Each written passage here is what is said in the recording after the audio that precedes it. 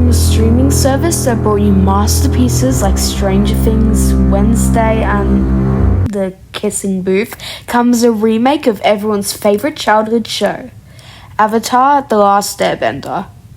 Well, most people's. Don't come for me, but I have never seen the animated show. I don't know, I just haven't really had time to delve into 54 episodes of animation, plus a spin-off series, plus a racist live-action movie, and a whole new lore to engage in, so I just haven't. However, with this live-action adaptation of only 8 episodes having dropped on Netflix, I decided to give the new iteration a shot. Today, I'll be going over my thoughts on the first half of the season, and then in the next part, I'll go over the second half. I'd just like to say first and foremost that I like these episodes. I think they do a great job at introducing this world to new viewers like me in a very short amount of time. The world building is great. So far, we've visited so many different places, the Air Temple, Kyoshi Island, and Omashu, and they all look great.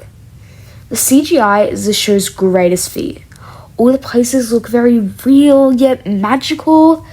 The bending is, oh my goodness, some of the best use of superpowers in live action media, like even better than like Marvel and stuff these days.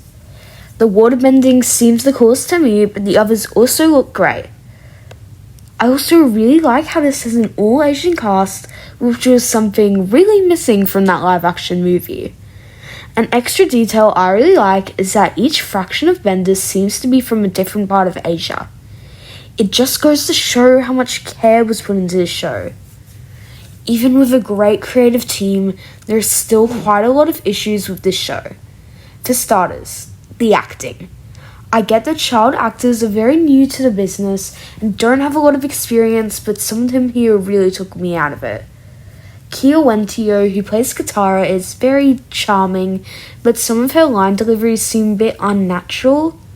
Same goes for her on-screen brother, Ian Astley Soccer, who's a bit better than Katara, with a lot of humour and just lots of charm and just sass, kind of. I don't know, he's pretty good. But he's still not, like, the best, and I think he can definitely improve. There's still definitely potential with these two, and I'm very excited to see their growth by the end of Book 3. Our leading boy, Aang, is also not the best. The kid's incredible action sequences and is helped out a lot by the fantastic Avatar State VFX, but a lot of the time he was kind of annoying. I think that was the characterization of the character in the cartoon, so he was just doing his job. It was not just the child actors who didn't do great. It was also the adults, especially the King of Omashu. He was way too campy and very cartoony, which, again, is how he's probably supposed to be, but it just didn't work in a live-action format. The clear standouts here are the Fire Nation. Zuko is the best of the child actors, with Dallas Liu perfectly portraying his nuance and emotion behind his rage. He has such a well-developed and emotional friendship with the episode's best character, Uncle Iroh. He is just so kind and gentle, even towards his enemies, and he better not get hurt in the next 4 episodes. Whilst I haven't seen much of the Fire Lord yet, the actor is very threatening and menacing and seems like a very compelling antagonist. We also haven't seen a lot of Zuko's sister Azula, played by Elizabeth Yu. She was introduced in episode 3 in that badly acted opening scene, and then she's barely been seen since. I don't know if she'll have more scenes in the next 4 episodes to justify her inclusion, but so far she hasn't added much. Now, let's rank these first 4 episodes. The best of the bunch was easily episode 2. The CGI here was excellent, with Kyoshi and Aang's avatar states looking especially great. I genuinely really liked the romance between Suki and Sokka, which was really well developed in such a short time frame. The Kyoshi warriors were badasses, with really cool designs and action sequences. We got to see more of the excellent bond between Zuko and Uncle Iroh. That ending Fire Nation sequence was excellent. 8 out of 10. The second best episode was the pilot. I thought it did a great job of establishing the world, characters, and elements, but they crammed a bit too much into this episode, making it feel a bit rushed. The acting is also not great here, as they are just getting used to their characters. However, it's still pretty great. 7.5 out of 10. Then we have episode 4. These 2 Earth episodes were quite boring to me, but this was the better of the 2. We get some more layers to Iroh and Zuko's relationship that are very well done. The CGI is also at an all-time high in this episode, with the King versus Aang fight being the best action scene so far.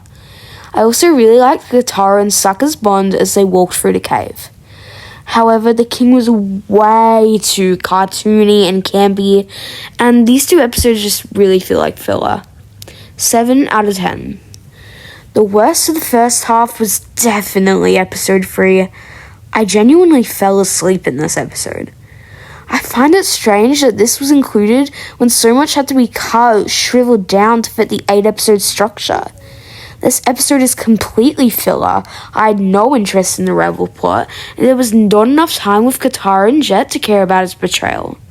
I'd give it like a 5 out of 10. This averages out to a 6.9, which is probably what I'd give it. Look, it's definitely not bad, but I just think the outlandishness and spectacle of this show fits better with animation, where you don't have to use actual tweens with not much experience. There's definitely hope for the rating to be brought up in the next half with my review, which will be up very soon. So that was part 1 of my review for Netflix's live-action adaptation of Avatar: The Last Airbender.